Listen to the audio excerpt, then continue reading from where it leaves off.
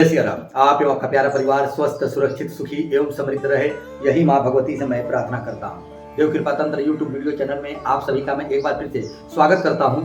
यकीन मानिए, आज का विषय महिलाओं से संबंधित है जो तंत्र से बहुत ज्यादा परेशान है और खास करके पुत्र प्राप्ति को लेकर के बहुत ज्यादा दुखी रहती है, यानी संतान उत्पत्ति को लेकर के बहुत ज्यादा दुखी रहती हैं और इस चक्कर में दर दर भटकती हैं। आज कुछ इन्हीं बिंदुओं पर मैं चर्चा करूंगा। मेरे पास बहुत सारा फोन आता है कि महाराज जी हमें कोई संतान नहीं, हमारी शादी को 5 साल हो गए, 7 साल हो गए, 10 साल हो गए, 12 साल हो गए, एक एक केस तो 15-20 साल का मिलता है।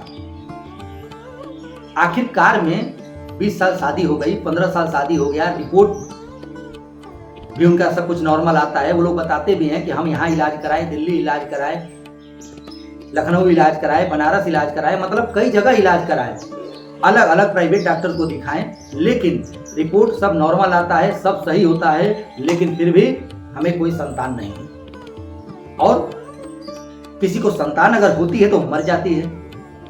फिर क्या दिक्कत है कि बार बार संतान का मर जाना, पेट में गर्भ में मर जाती है, इसके पीछे का क्या लॉजिक हो सकता है? तो अब तक मैंने इतना सारा केस देखा, जिसका भी देखा, एनालिसिस किया, उस पर विचार किया, लोगों का जब स्कैनिंग किया तो उसमें पता लगता है कि उनके साथ कोई मुसलमानी कोई नहीं, खब्बीस जुड़ा होता है। और यह खब्बीस क्या करता है कि गर्भ में अगर किसी को लग जाती है तो गर्भ में ही बच्चे को खा जाता है, वो मार देता है। 3 महीना 4 महीना का बच्चा नष्ट हो जाता है। अक्सर आप लोग सुनते होंगे 4 महीना 5 महीना का बच्चा नष्ट हो गया, तो यही होता है कि वो मार देता है। बहुत सारे केस में ये भी देखने को मिला है कि बेटी को नहीं छुएगा, लड़की को नहीं छूता है, लड़की पैदा हो जाती है लेकिन लड़का वो नहीं होता है। तो इतना ज्यादा केस जो मैं देखता हूँ, इसके साथ और भी सिम्टम्स होते हैं, जैसे पितृदोष का भी प्रभाव घर में अगर पड़ गया है तो कुल वृद्धि रुक जाती है। वो जरूरी नहीं है कि खब्बीस लगेगा तभी होगा। अगर घर का अगर पितृ नाराज है, पितृदोष लग गया है, तो संतान वृद्धि वहीं रुक जाएगी, संतान नहीं होगा, होगा तो सिर्फ लड़की होगी, लड़का नहीं होगा। अगर आपके 4 लड़के हैं तो 1-2 को लड़के पैदा होंगे, बाकियों के लड़कियां पैदा होंगी। इसे पितृदोष बोलते हैं। तो पितृदोष का जब शांति निवारण होता है तब जाकर के उनकी जब कृपा होती है तब जाकर के हमारा वंश आगे चलता है, अन्यथा वंश खत्म हो जाता है। दूसरा जो मैंने आपको बताया कि खब्बीस नाम की ये जो निष्कृष्ट शक्ति है, यह लगाई जाती है, लग जाती है, स्वतः भी लग जाती है। जब हम लोग कहीं जाते हैं, परफ्यूम लगा लेते हैं, इत्र लगा लेते हैं, बाल खोल करके जाते हैं, तो शक्तियां तो विचर रही हैं, वो प्रभावित होकर के लग जाती हैं तो आपके साथ गंदी हरकत करेंगे, उसके बाद से फिर आपके बच्चे को नष्ट कर देंगे। यही कारण होता है, अब तक के केस में मेरे को देखने को मिला है। तो मेरा कहना है, और ये लोग मेरे को बताते भी हैं, बहुत सारी मेरे को महिलाएं फोन करती हैं कि हम उस धाम में भी गए, उस दरबार में गए, वहां पर गए, उस दुनिया भगत को दिखाए, ओझा को दिखाए, भोपा को दिखाए, पंडित को दिखाए, मौलवी को दिखाए, पादरी को दिखाए, एक से बढ़कर एक शमशानी तांत्रिक के पास गए, शमशानी क्रिया का उतारा हुआ। कोई बताया कि शमशानी शक्तियों का उतारा होगा। देखिए, इसमें शमशानी शक्तियां का उतारे से कोई काम लेना देना नहीं है। आपके साथ 2 और जुड़ सकती हैं, वो हटेगी नहीं, उतारे से कैसे जाएंगी, और वो भी शमशान में। सबका प्रोसेस देखिए अलग अलग है, ये आपको सिर्फ गुमराह किया जाता है।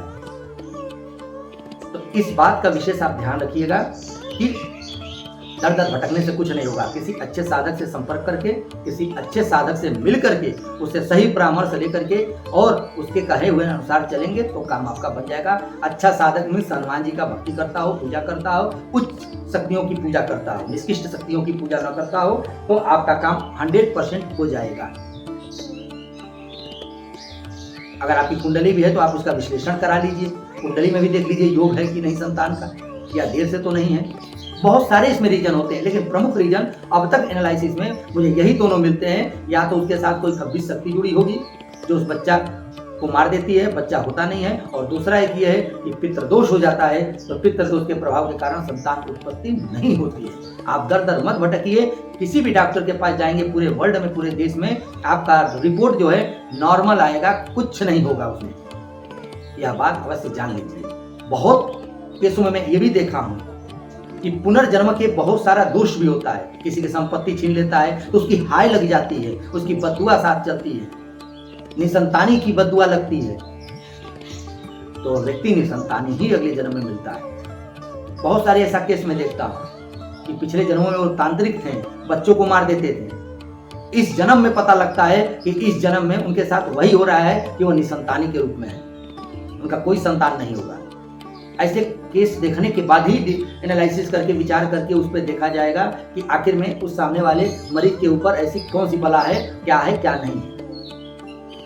अगर आप इन सभी समस्याओं से अगर ग्रसित हैं तो किसी अच्छे साधक से अपने पास ही दिखवाइए। अगर कोई ऐसा न मिले, आप हमारे दिए हुए इन नंबरों पर सुबह 10 बजे से लेकर शाम 6 बजे के बीच में आप संपर्क कर सकते हैं। अन्यथा हमारे मठ पर श्री राम जानकी हनुमान मंदिर जो बनारस से महज 70 किलोमीटर दूर मोहनिया में पड़ता है, आप आकर के संपर्क कर सकते हैं। आशा करता हूँ आप हमारे दिए हुए इन बातों को समझ गए होंगे।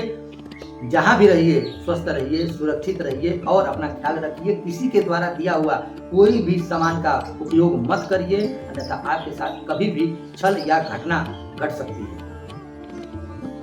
आज्ञा दीजिए। जय श्री राम।